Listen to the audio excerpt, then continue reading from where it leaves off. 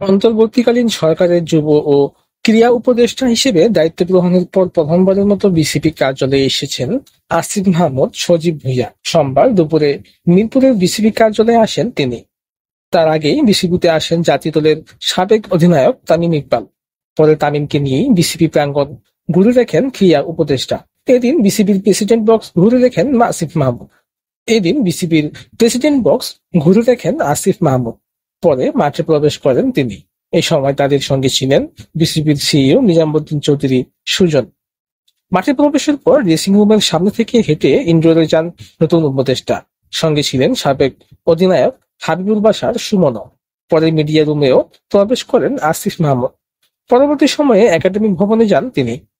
এদিন ক্রীড়া উপদেষ্টা বিসিবিতে আসার খবরে মিরপুরে শেরেবাংলা ন্যাশনাল স্টেডিয়ামের স্টাফদের সকাল থেকেই ছিল রাজ্যের ব্যস্ততা। গণমাধ্যম কর্মীদের ভিড়ও ছিল অনেক। মাঝে বিসিবিতে আসেন তামিম ইকবালও। ক্রীড়া উপদেষ্টার আগমনের কারণেই বিসিবিতে আসা তামিমের জাতীয় দলে ফেরার ব্যাপারেও এদিন ক্রীড়া উপদেষ্টার সঙ্গে কথা হতে পারে বলে জানা গেছে।